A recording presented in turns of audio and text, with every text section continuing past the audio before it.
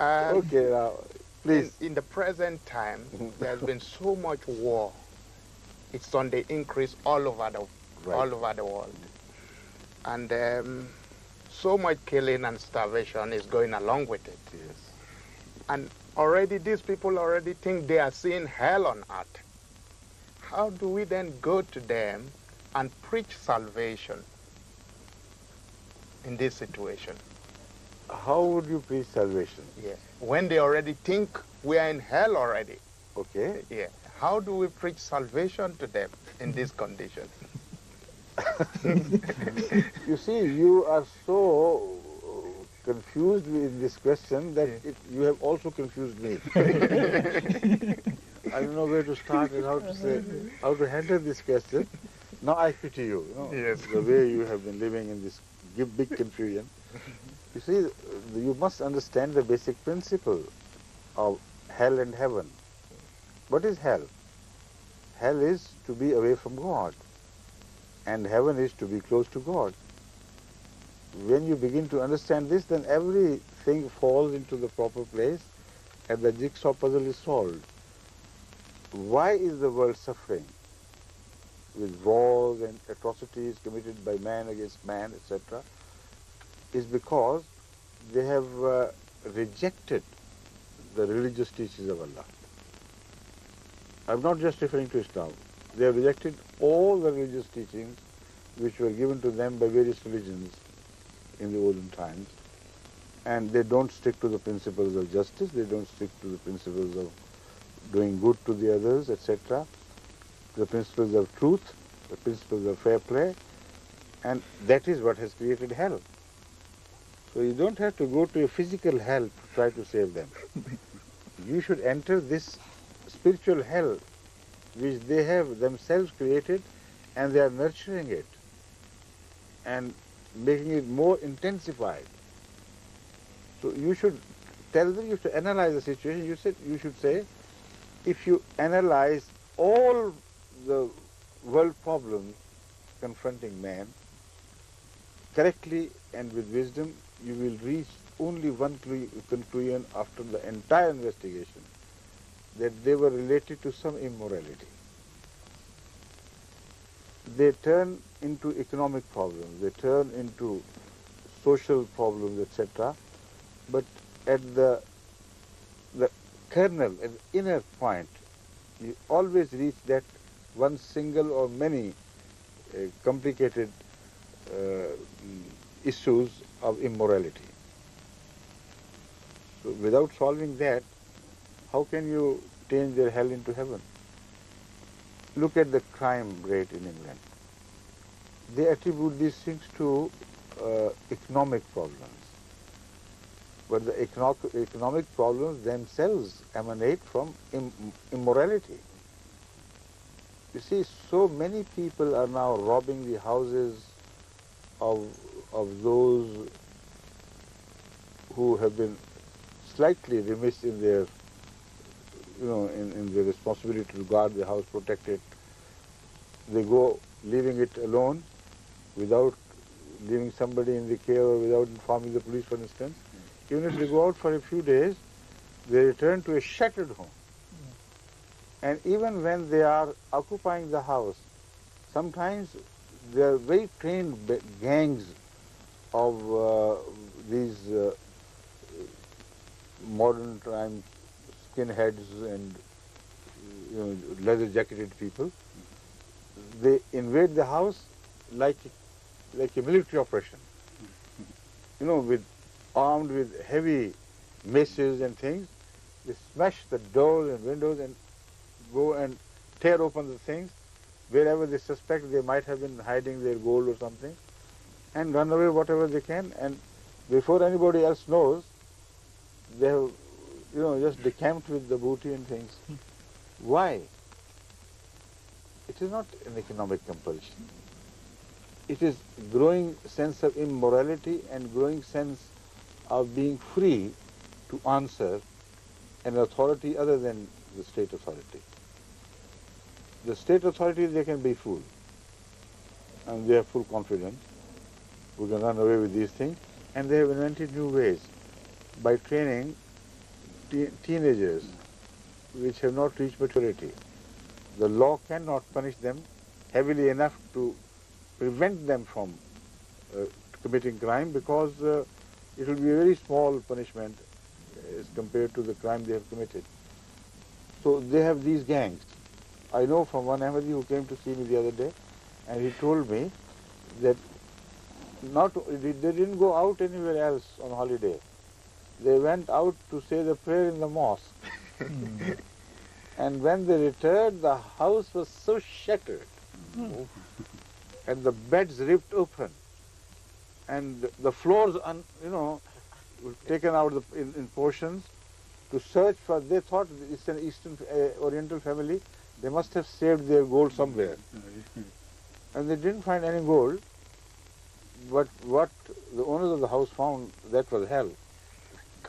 But a hell created by hellish people. You see, sometimes you also suffer from the hell created by others. Yeah, because there is growing sense of irresponsibility, they don't believe that when they die, they will be held answered. There is a system of question and answer which they are going to confront after their death. So, when you are free from accountability, then no amount of legal pressures can keep you on your right path. Because crime is committed in the darkness. Crime is committed even during the daylight in a sort of darkness, in the sense that you will not be seen and caught by the law enforcing authorities. So this is the hopeful darkness you create around you, and then you commit crimes. So without accountability, no society can be morally repaired. But the Christian, the fathers, they move from door to door, they say they have come for moral rearmament, and what they leave behind is only a message that you believe in Jesus Christ, everything will be forgiven. Whether you commit murder, do this and that, everything is just wiped out. So this is what ultimately corrupts societies, the sense of a sort of freedom from accountability. And this is what is destroying the third world countries. I'm talking of this England and Western countries, not to single them out, only by way of illustration they first came to my mind. In Pakistan, whatever is happening, there is no accountability.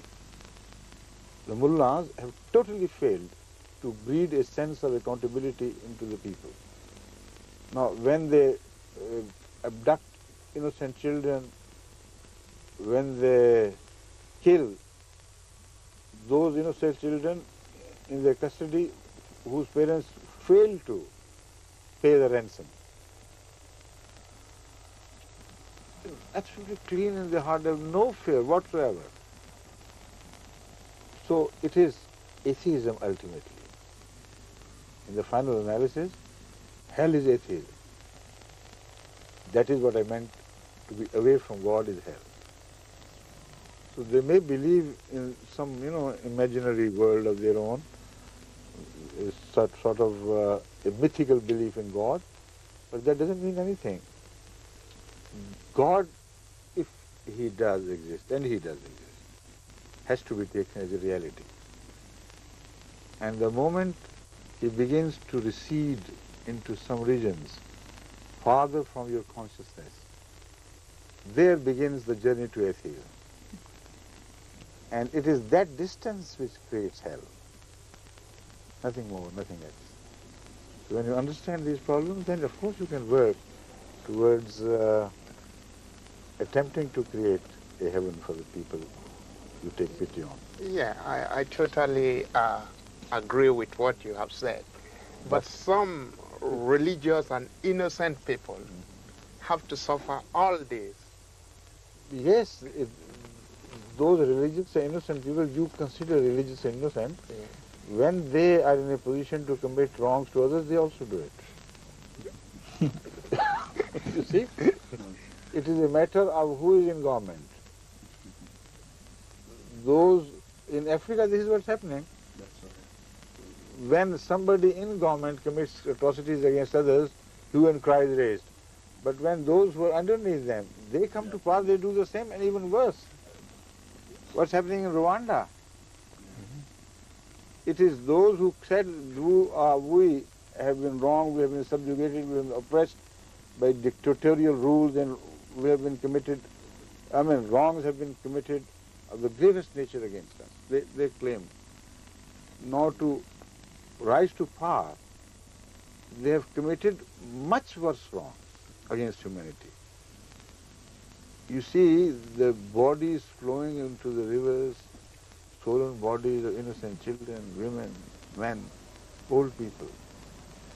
What sort of revenge are they taking against whom? So don't consider them innocent people. Allah will not permit them to be punished like that.